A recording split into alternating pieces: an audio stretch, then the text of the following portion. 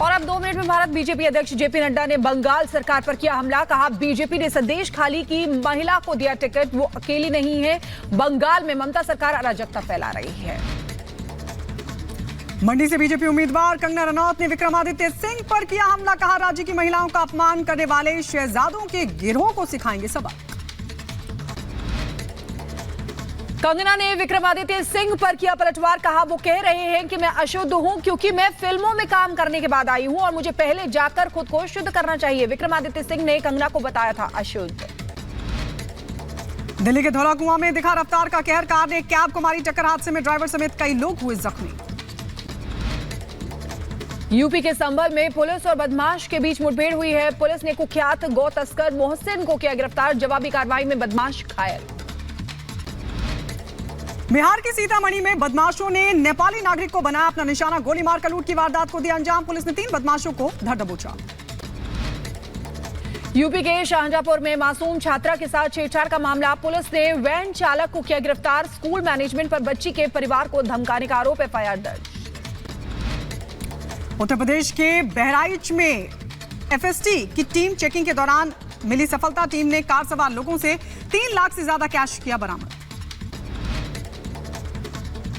UP के गाजियाबाद में गोदाम में लगी आग। लोगों में मचा हड़कंप। मौके पर मौजूद रही दमकल की कई गाड़ियां। हरियाणा के गुरुग्राम में लगी कार में भीषण आग। ड्राइवर ने सीवर में कूदकर बचाई अपनी जान। ड्राइवर को अस्पताल में कराया गया भर्ती।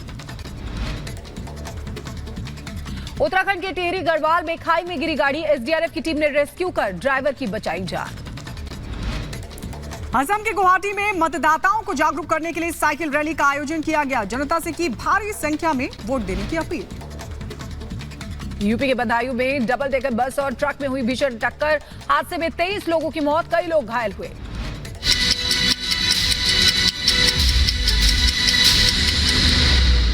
पहली बार देख रहे हैं ना रिश्तों का सम्मान रखा, ना लापता सांसद को झेलना, इतने साल उसका सम्मान रखा।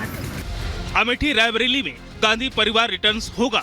भाई बहन यूपी के संग्राम में मैदान संभालेंगे। परंपरा, प्रतिष्ठा और विरासत को क्या राहुल और प्रियंका आगे बढ़ा पाएंगे? ये तो खड़गे की घोषणा और जनता के जनादेश के बाद पता चलेगा। लेकिन स्मृति ईरानी अमेठी में अपनी जीत को लेकर आश्वस्त है।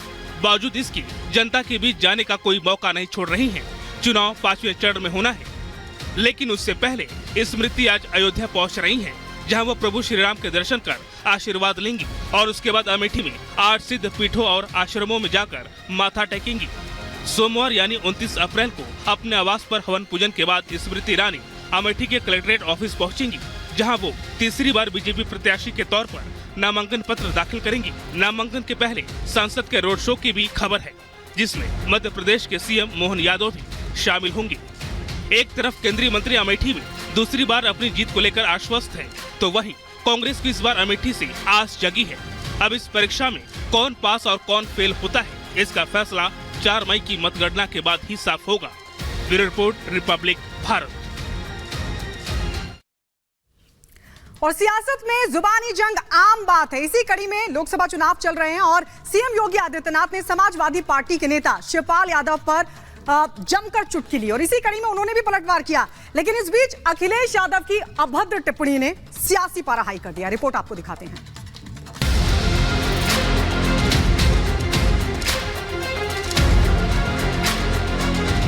और मुझे तरस तो इस बेचारे शिवपाल पे आती है।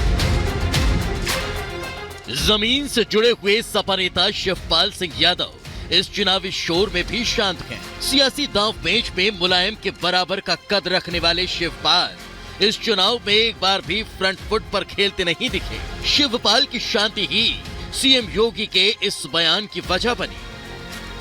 वो तो केवल जैसे सत्यनारायण की कथा में जजमान एक होता है, वो कथा सुनता है और बाद में अन्य लोगों को चूर्ण वितरण कर दिया जाता है, तो ये केवल चूर्ण खाने वाले व्यक्ति रह गए हैं।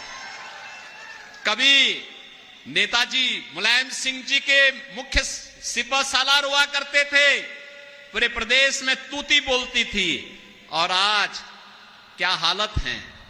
यानी कहीं कोई कार्यक्रम हो रहा है तो उनको बैठने के लिए सोफा नहीं मिलता, हत्ता मिलता है बैठने के लिए, हत्ता।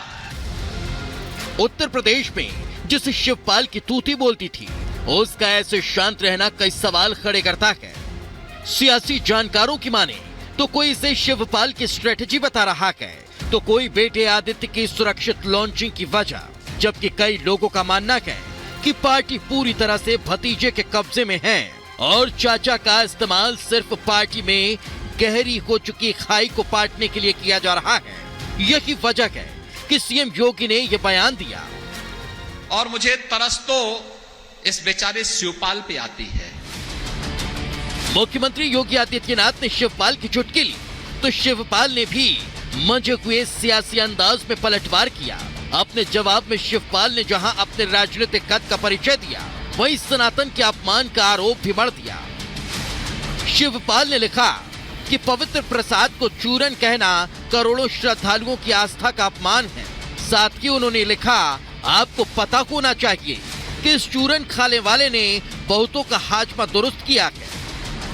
ये पहला मौका नहीं था जब सीएम योगी और शिवपाल के बीच इस तरह का हेल्दी वॉर पलटवार हुआ। इससे पहले भी कई बार सदन में शिवपाल और योगी आदित्यनाथ में ऐसी चर्चाएं हो चुकी हैं। शिवपाल जी, आपने अगर ये इमला सत्ता में रहते हुए भतीजे को पढ़ाया होता ना, तो संभवतः कुछ अन्नदाता किसानों का हित हो गया होता। लेकिन भतीजा है कि सुनने को तैयार ही नहीं आपकी बात को। तो इंजीनियर हो गए, फिर मुख्यमंत्री हो गए।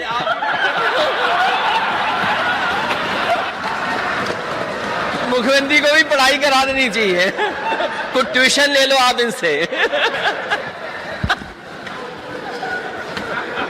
नहीं ठीक है। विधानसभा की तरह की सीएम योगी ने इटावा में शिवपाल यादव की चुटकी ली। इसके बाद शिवपाल ने पलटवार किया, लेकिन इस बार पलटवार में अखिलेश ने अपने बेतुके ट्वीट से एक बार फिर बता दिया कि भाषा की मर्यादा लांघना वो अभी तक नहीं भूले। मुख्यमंत्री के पद की गरिमा को अनदेखा करते हुए अखिलेश ने सीएम योगी पर अभद्र टिप्पणी की, उनके बयान को शर्मनाक बताया। लेकिन शायद वो अपनी शर्मनाक हरकतों को भूल गए। वो भूल गए कि कैसे उन्होंने अपने पिता के सामने चाचा शिवपाल के हाथों में माइक छीन लिया था। वो भूल गए कि चुनाव प्रचार में वो खुद सोफे पर बैठे रखे और चाचा को सीट का हैंडल नसीब हुआ। वो पूर्व सीएम के निधन पर उनके घर जाना भूल गए। याद रहा तो सिर्फ माफिया के घर फातिया पड़ना। मुलायम सिंह जी की मृत्यु पर मैं स्वयं उनके पैतृक गांव में आया था और सफाई में आकर के मैंने स्वयं वहां श्रद्धांजलि अर्पित की थी, क्योंकि वे उत्तर प्रदेश के मुख्यमंत्री के रूप में उनकी कुछ न कुछ सेवाएं तो थी। मैं आया था, मेरी पार्टी के लोग आए थे, प्रधानमंत्री जी ने शोक व्यक्त किया था, लेकिन स्वर्गीय कल्याण सिंह जी की मृत्यु पर समाजवादी पार्टी के अध्यक्ष और समाजवादी पार्टी की तरफ से कोई शोक संवेदना नहीं व्यक्त की गई। बहनों और भाइयों, स्वर्गीय कल्याण सिंह जी के साथ इस प्रकार का भेदभाव, और अभी आपने देखा होगा एक माफिया मरा था, उस माफिया के लिए फातिया पड़ने के लिए समाजवादी पार्टी के लोग कैसे विधवा विलाप कर रहे थे, यह भी दृश्य आपने देखा होगा। इटावा की जनसभा में सीएम योगी ने अखिलेश यादव पर कल्याण सिंह और शिवपाल की अनदेखी का आरोप लगाया तो वो बौखला उठे। विपक्षी होने के बावजूद सीएम योगी को शिवपाल के राजनीतिक रसूख का अंदाजा है, लेकिन सपा में शिवपाल को वो अहमियत नहीं मिल रही जिसके वो हकदार हैं। ऐसे में सीएम योगी के ऐसे तंज अखिलेश को उनकी गलतियों की याद दिला देते हैं, जिसके चलते अखिलेश आपा खो बैठते हैं। Bureau report, Republic Bharat.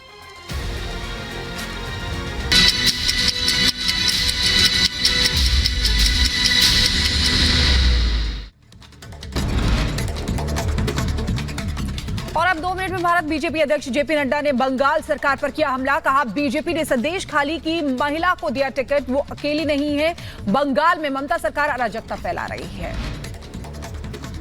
मंडी से बीजेपी उम्मीदवार कंगना रनौत ने विक्रमादित्य सिंह पर किया हमला। कहा राज्य की महिलाओं का अपमान करने वाले शहजादों के गिरोह को सिखाएंगे सबक। कंगना ने विक्रमादित्य सिंह पर किया पलटवार। कहा वो कह रहे हैं कि मैं अशुद्ध हूं क्योंकि मैं फिल्मों में काम करने के बाद आई हूं और मुझे पहले जाकर खुद को शुद्ध करना चाहिए। विक्रमादित्य सिंह ने कंगना को बताया था अशुद्ध। दिल्ली के धौला कुआं में दिखा रफ्तार का कहर, कार ने एक कैब को मारी टक्कर, हादसे में ड्राइवर समेत कई लोग हुए जख्मी।